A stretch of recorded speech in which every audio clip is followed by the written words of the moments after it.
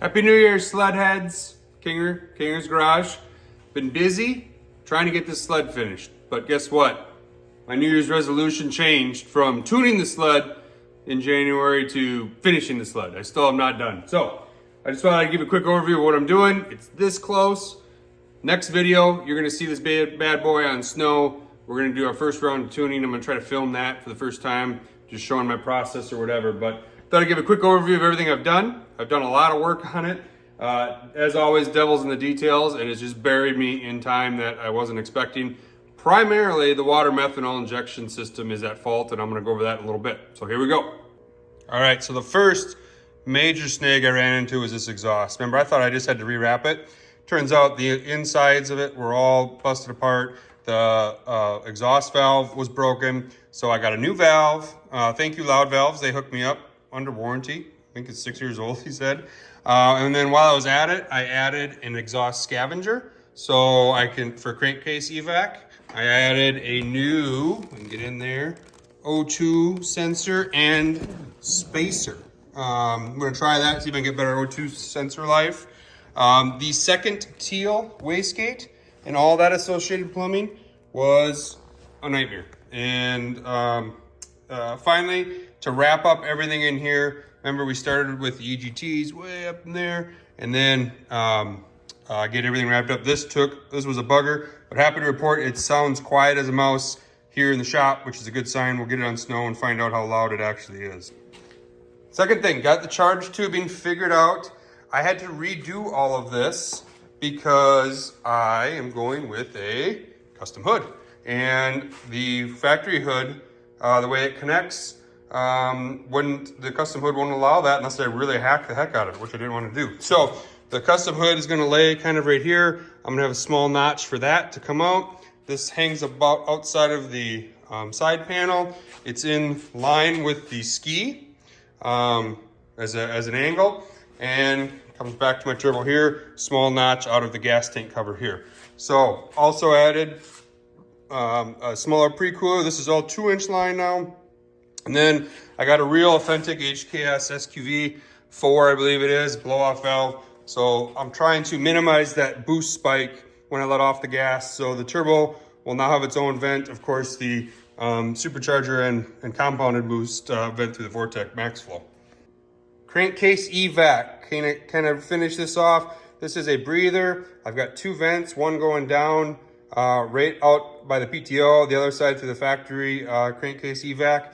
Comes up to here, goes through this, which I need to add a vacuum sensor so I can measure vacuum that it's pulling, and then it goes into the turbo right there. And this is a check valve. That shiny thing there is a check valve, so I don't blow exhaust into my crankcase. The other thing with the exhaust is I added a boost control solenoid that will be able to allow me to program in the Motec at what pressure that valve opens up, and the sled goes from a quiet as a mouse to insanity. So I need to get that wired. That's why these wires are here. These are just spare inputs that I haven't used with my new Motec expander. And these are the two, these white wires are outputs that I have available. So one of them I'm gonna run to my solenoid, the other to ground, and that guy's hooked up, controlled to the Motec. The rest of these I'll just get loomed out of the way. And then lastly, my dashes. This was a problematic problem. How's that? So I got the dashes finally mounted. They're great visibility. Not happy with this side of it. It's uglier than heck. It was never designed to be up here like this. So I'm already scheming for maybe a different dash, like a Haltech IC7 or something that doesn't need the box and all that. But for tuning purposes and everything, this is gonna be great to have both the factory and the Power Tune accessible. They are mounted on ram mounts that I've drilled and tapped into the bar riser on each side. There you go. And works fantastic for now. So that took a long time to figure out and order parts for. All right, the very last thing and why you got this thing all jerry-rigged like this was testing my water methanol system. Proved to be a huge pain in the butt for me, mainly because of my inexperience of it. But essentially how I've got this system set up, if you remember, I've got a tank in the back from Berger Motorsports that holds the pump. You can see that's out. I had to pull that back apart, and right here, there's a little Allen key that measures, it's this guy right here, 1/16 of an inch Allen. That little key will turn up this pump pressure. And so again, I got the pump coming here.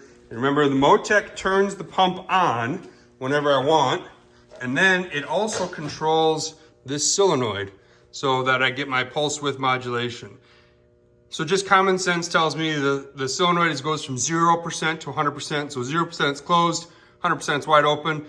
I originally had all of my tables set up at like 6% increments. I decided to do some testing with the water meth first, and some big surprises, big shocks to me. After joining a methanol water injection group on Facebook, this is pretty standard stuff. I was just, again, took me a long time to learn it. So essentially what was the problem was I learned that solenoid at different frequencies responds differently on my output. And so I had to actually make this rig where I could spray water. I was just doing water, obviously, not doing methanol. Just doing water here. I siphon out this hose down into a container that I can measure.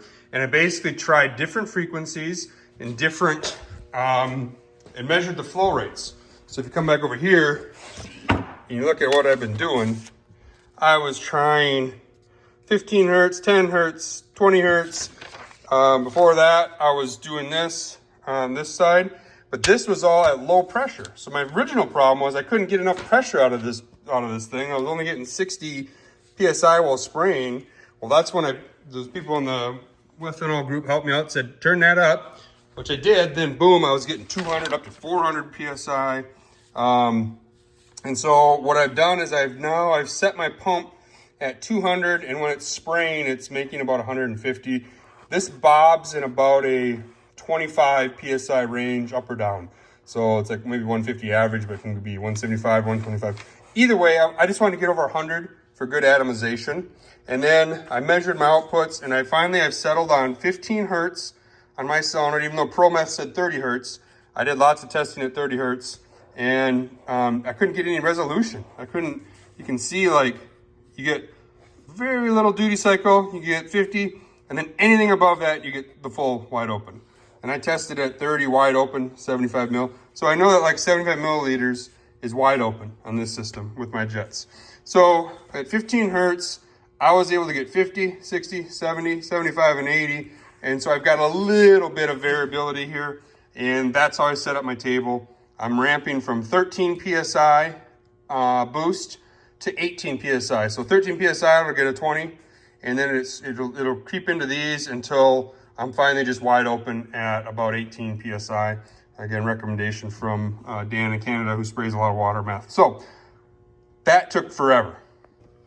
This was the list of things that I was doing and working on all of December. And I got most of them done here, but finally I'm down to a lot simpler list. And today I'm gonna try to get this wrapped up. Like I said, next video, this sled, finally on snow. We're gonna do some testing. Remember, I converted all of my Motec maps to pressure-based. So it's all off. Nothing from last year is usable. That was all based on throttle position. Now I'm redoing it so that it's based on actual map pressure, which is the way you should do it. And so now my fuel maps are all off. So with a good O2 sensor, I'm gonna be able to I'll do some open loop to begin with. I'm gonna test my boost control and see if it'll hold 10 PSI, which was the goal of that second wastegate. See if I finally get some boost control. If I get boost control, then I can get fuel control, then I can get methanol control, and then it's time to ride. So it looks bad, but trust me, the devil's in the details, and that took a month. And now we're into January, and I'm literally probably 2 hours from riding this thing. So I'm just gonna change the oil, tighten up a few things, obviously put the intercooler back on, finish that solenoid, and well, here's my list. And that's it right here. So that should be the majority of it. Again, appreciate all the help from the Water Methanol group on Facebook. Appreciate all the help on the comments here on YouTube. Like I said, can't build this stuff without people. I'm just trying to figure this out as I go, and you guys have been great. All right, that's it. Let's see you on the snow.